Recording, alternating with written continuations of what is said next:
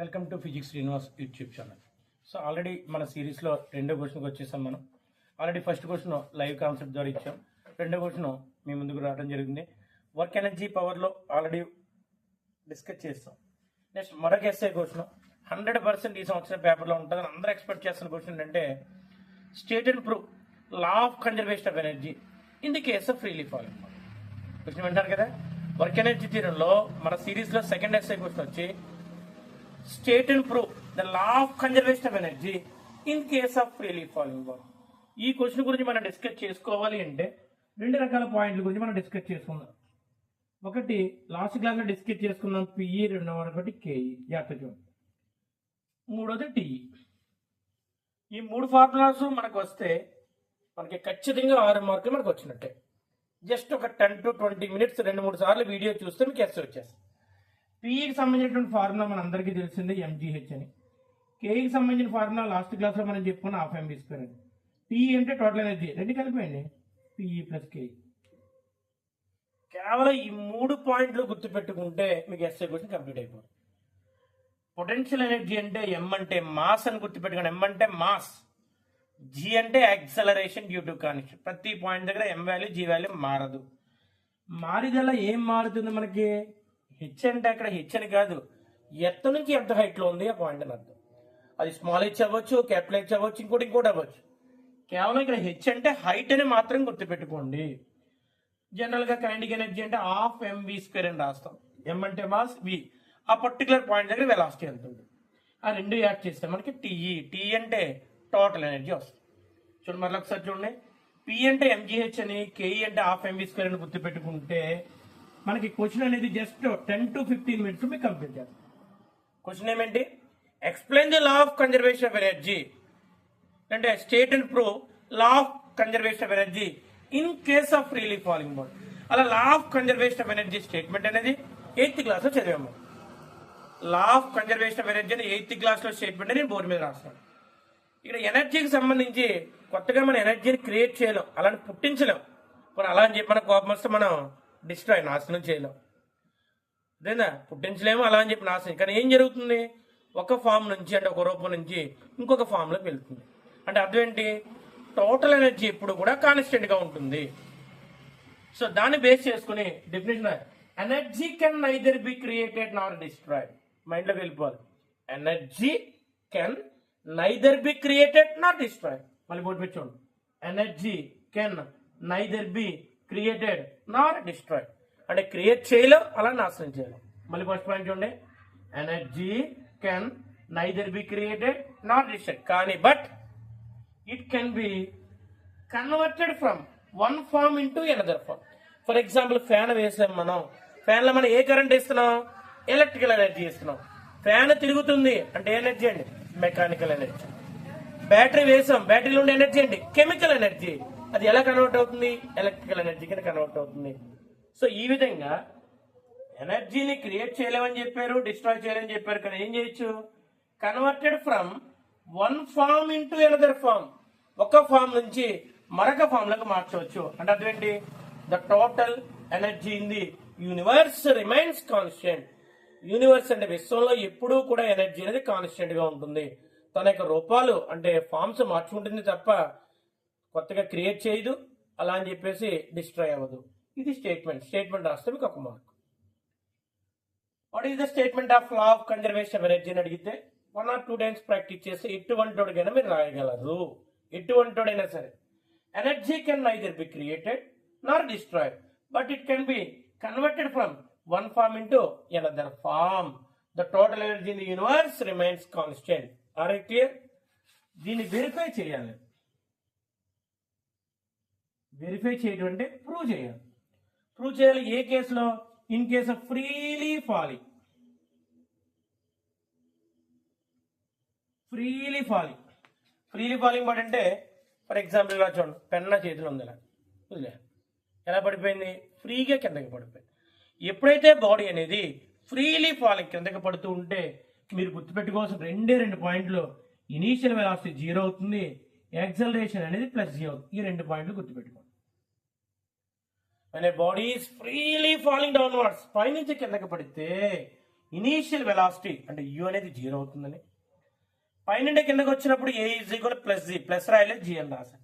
అదే కింద నుంచి పైకి వెళ్తే మైనస్ జీ, మనకు అవసరం లేదు ఇక్కడ. In case of freely falling condition లో యూ ఈజ్ ఈక్వల్ జీ అని చెప్పారు, ఏ ఈజ్ ఈక్వల్ జీ అని చెప్పారు. ఇక్కడ డయాగ్రామ్ వేస్తున్నాను. పైనుంచి కిందకి ఒక బాడీ ఇలా పడుతుంది. స్టార్టింగ్ పాయింట్ ఏ అని చెప్పాను, మధ్యలో ఎక్కడ ఎగ్జాక్ట్ సెంటర్ కాదు, మధ్యలో ఎక్కడ ఏ కాకుండా సి కాకుండా మధ్యలో ఎక్కడన్నా ఉండొచ్చు. కేవలం బి అనేది సెంటర్ పాయింట్ మాత్రం కాదు. ఏ అనే పాయింట్, బి అనే పాయింట్, ఏరో మార్క్ కిందకి ఇలా వేసా. ఏరో మార్క్ కిందకి వేసాను అంటే బాడీ కిందకి జరుగుతుంది, కిందకి మూవ్ అవుతుంది, కిందకి పడిపోతుంది అని అర్థము. సో ఫ్రీగా మూవ్ అవుతుంది కాబట్టి ఇక్కడ వెలాసిటీ విఏ అని రాస్తున్నాను, ఇక్కడ వెలాసిటీ విబి అని రాస్తున్నాను, ఇక్కడ వెలాసిటీ విసి అని రాస్తున్నాను. VA VB VC. ఇక్కడ ఫ్రీగా మూవ్ అవుతుంది కాబట్టి వెలాసిటీ 0 అవుతుంది. నెక్స్ట్ ఇది భూమి, ఇది భూమి మీద ఉందనుకుందాం పాయింట్. ఈ పాయింట్ నుంచి ఎంత హైట్ లో ఉంది అంటే క్యాపిటల్ హెచ్ హైట్ లో ఉంది అనుకుంటున్నాను. ఇప్పుడు ఏనే పాయింట్ గురించి మనం 2 రకాల పాయింట్లు డిస్కస్ చేయాలి. ప్రతి పాయింట్ దగ్గర వెలాసిటీ ఎంత ఉంది, ఎంత హైట్ లో ఉంది, 2 పాయింట్లు కావాలి మనం. ఏనే పాయింట్ దగ్గర వెలాసిటీ 0 విఏ, ఏనే పాయింట్ ఎంత హైట్ లో ఉంది, హెచ్ హైట్ లో. నెక్స్ట్ ఏ నుంచి బికి ఎక్స్ దూరం వెళ్ళింది అనుకుందాం. ఏ నుంచి బికి ఎక్స్ దూరం వెళ్ళింది. మొత్తం ఏసీ ఏమో హెచ్, ఏబి ఏమో ఎక్స్, బీసీ ఎంత ఉంటుందండి, హెచ్ మైనస్ ఎక్స్. మళ్ళీ జాగ్రత్త చూడండి. ఏనే పాయింట్, సి అనే పాయింట్ హెచ్ అనే దూరంలో ఉంది. బాడీ పైనుంచి కిందకి బి దాకా మాత్రమే వచ్చింది అనుకున్నాను నేను. బి దాకా మాత్రమే వచ్చింది అనుకుంటే ఏ నుంచి బికి దూరం ఎక్స్, డిస్టెన్స్ ఎక్స్ అయితే టోటల్ ఏమో క్యాపిటల్ హెచ్ అని చెప్పారు, ఏబి ఏమో ఎక్స్ అని చెప్పారు. మిగిలిపోయింది ఎంత అవుతుందండి, హెచ్ మైనస్ ఎక్స్. మళ్ళీ పాయింట్లు చూడండి. ఏ అనే పాయింట్ దగ్గర వెలాసిటీ ఎంత, బిఏ 0. ఏ అనే పాయింట్ ఎంత హైట్ లో ఉంది, హెచ్ హైట్. బి అనే పాయింట్ దగ్గర వెలాసిటీ ఎంత, విబి. బి అనే పాయింట్ ఎంత హైట్ లో ఉంది అన్న నేను అంటే హెచ్ మైనస్ ఎక్స్ చెప్పాలి, ఎక్స్ కాదు. మన యొక్క దూరాలన్నీ కూడా సి నుంచి మాత్రమే, భూమి నుంచి మాత్రమే కొలుస్తున్నాం కాబట్టి బి అనే పాయింట్ దగ్గర వెలాసిటీ విబి అవుతుంది. బి అనే పాయింట్ దగ్గర హైట్ హెచ్ మైనస్ ఎక్స్. మరి సి దగ్గర వెలాసిటీ ఎంత, విసి. సి దగ్గర హైట్ అసలు సి నుంచే కొలుస్తున్నప్పుడు ఇంకా హైట్ ఎక్కడి నుంచి వస్తుంది. సి అనే పాయింట్ దగ్గర హైట్ 0. దీని మీద బేస్ చేసుకునే జాగ్రత్త చూడండి. ఎట్ పాయింట్ ఏ క్యాలిక్యులేట్ చేస్తున్నాను. ఎట్ పాయింట్ ఏ, ఇది నీట్గా సైడ్కి పెట్టండి. ఏ అనే పాయింట్ దగ్గర టోటల్ ఎయిమ్ ఏంటి, టోటల్ ఎనర్జీ ఫైండ్ అవుట్ చేయాలి. అందులో యాజ్ యూజువల్ గా మన బెస్ట్ ఫ్రెండ్ ఉంది పిఈ వాల్యూ క్యాలిక్యులేట్ చేద్దాం. పిఈకి ఫార్ములేట్ మనకి ఎం అని చెప్పాను, జి అని చెప్పాను. హైట్ ఏ అనే పాయింట్ ఎంత హైట్ లో ఉంది, హెచ్ హైట్ లో. అయిపోయి ఏనే పాయింట్ దగ్గర పొటెన్షియల్ ఎనర్జీ కావాలి అంటే ఎంజిహెచ్ అని రాయండి. అదే కైనెటిక్ ఎనర్జీ రాయాలి అంటే ఫార్ములా హాఫ్ ఎంవిఏ స్క్వేర్. ఏ దగ్గర రాస్తున్నాను కాబట్టి విఏ. ఫైనల్ గా నాకు కైనెటిక్ ఎనర్జీ కేఈ కావాలి అంటే హాఫ్ ఎంవిఏ అంటే 0 స్క్వేర్. దాన్నే మనం KE is equal to half M 0 square అంటే 0. మనం 0ని ఎంత పెట్టి మల్టిప్లై చేసినా ఆన్సర్ 0నే వస్తుంది. నాకు టీఈ కావాలి. టీఈ కావాలి అంటే PE plus KE. So TE is equal P అంటే ఎంతండి, ఎంజీ క్యాపిటల్ హెచ్. కేఈ ఎంతండి, 0. టోటల్ గా TE is equal to MGH. TE is equal MG. Simple technique ద్వారా ఏనే పాయింట్ దగ్గర టోటల్ ఎనర్జీని ఫైండ్ అవుట్ చేయడం జరిగింది. మళ్ళీ ఒకసారి చూడండి. ఏనే పాయింట్ దగ్గర నేను టోటల్ ఎనర్జీని ఫైండ్ అవుట్ చేయాలి అంటే ముందు యాజ్ యూజువల్ గా పొటెన్షియల్ ఎనర్జీ ఫైండ్ అవుట్ చేయాలి. రెండో point kinetic energy find out చేయాలి. పొటెన్షియల్ ఎనర్జీకి ఫార్ములా ఏంటండి, ఎంజీ హైట్. ఏనే పాయింట్ భూమి నుంచి ఎంత హైట్ లో ఉందండి, హెచ్ రాసి. KE is equal half MVA square. VA value ఎంతండి, initial velocity freely falling condition లో 0.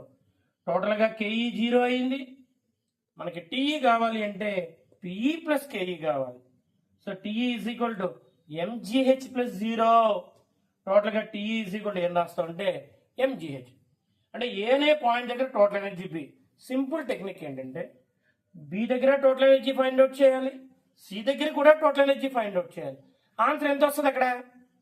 ఏ దగ్గర ఎంత వచ్చిందో చెప్పాను చూడండి. యూనివర్స్ ఎప్పుడూ కాన్స్టెంట్గా ఉండాలన్నారు కాబట్టి బి దగ్గర మీకు ఎంజీహెచ్ఏ రావాలి, రాకపోయినా వేసేస్తాం. సి దగ్గర కూడా ఎంజీహెచ్ఏ రావాలి, రాకపోతే వేసేస్తాం ఆన్సర్. సో ఏ వాల్యూ కాలిక్యులేట్ చేశాను అదేవిధంగా ఇప్పుడు బి కూడా కాలిక్యులేట్ చేస్తాను. బి అనే పాయింట్ దగ్గర ఎలా ఉంటుంది జాగ్రత్త చూడండి, మీరు నాకు చెప్పాలి. ఎట్ పాయింట్ బి జాగ్రత్త చూడండి, మీకే చేయిస్తా. మరి బి చేసి ఉంది మళ్ళీ ఏకోసారి వెళ్తున్నా. ఏ దగ్గర పిఈ కట్టాలి, కేఈ కట్టాలి. ఎలా కట్టావు బి దగ్గర కూడా కట్టదాం. సో బి దగ్గర పిఈ కడితే జాగ్రత్త చూడండి, PE is equal to M G. B అనే పాయింట్ ఎంత హైట్ లో ఉంది, హెచ్ మైనస్ ఎక్స్ అని రాయాలి. పాయింట్ అర్థమవుతుందండి, జాగ్రత్త చూసుకోండి, అండర్లైన్ చేసి. ఏ దగ్గర అయితే హెచ్ రాసా, బి దగ్గర అయితే హెచ్ మైనస్ ఎక్స్. మల్టిప్లికేషన్స్ వచ్చుగా మనకి, మల్టిప్లికేషన్ చేసి చెప్పండి నాకు. పి ఈజ్ ఈక్వల్ టు చెప్పాలి MG capital H, very good, minus MG small X. ఎంజీని హెచ్ చేత మల్టిప్లై చేసా, ఎంజీని ఎక్స్ చేత మల్టిప్లై చేసా, పిఈ అయిపోయింది. మనకి కేఈ కావాలండి, కేఈ కావాలి. కేఈ ఫార్ములా ఏంటండి చూడండి, ఇక్కడ చూడండి, సేమ్ హాఫ్ ఎం బి దగ్గర కాబట్టి విబి స్క్వేర్. ఇందాక విఏ 0 కాబట్టి రాసేసాం, విబి 0 అవ్వదు.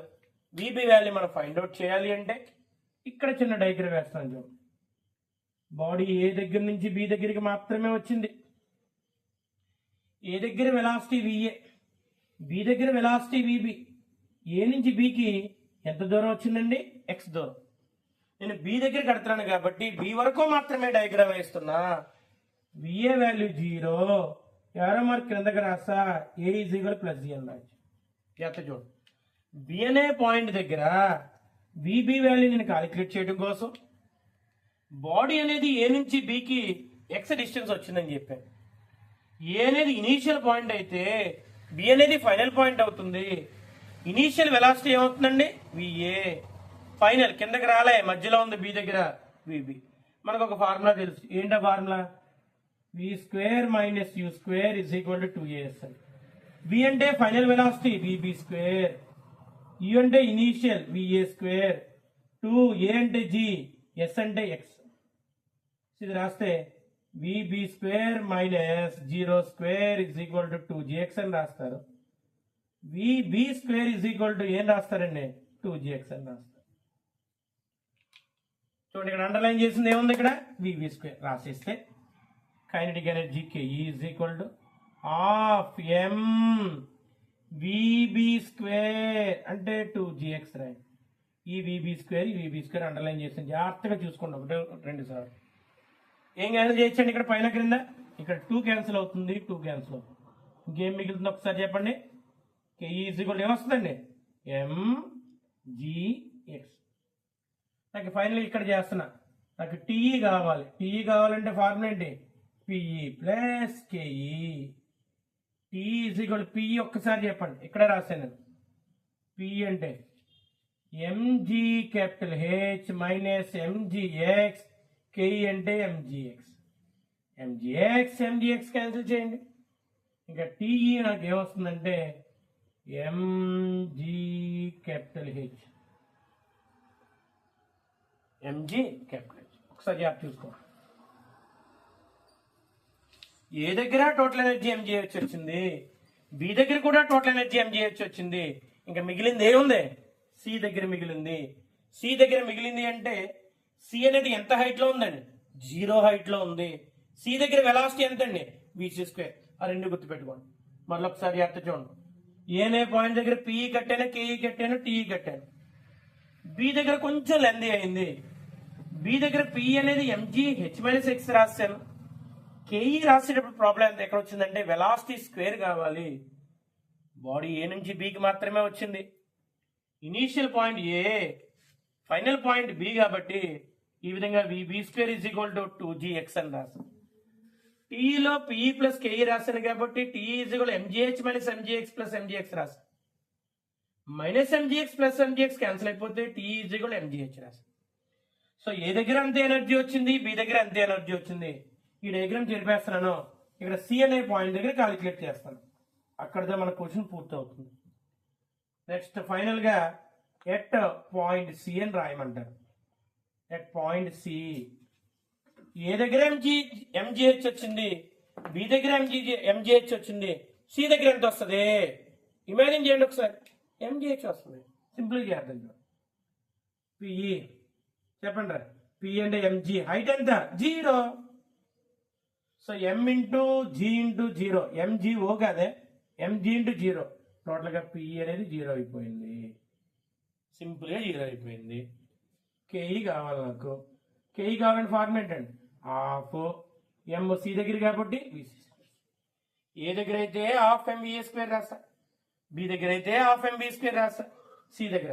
బట్ సేమ్ ఇదే ఫార్ములా ప్రకారం మొత్తం అంతా చేయకుండా వీ నో దట్ దాని ఫార్ములా ప్రకారం విసి స్క్వేర్ ఎంత వస్తుందంటే 2g, total distance capital H వస్తుంది.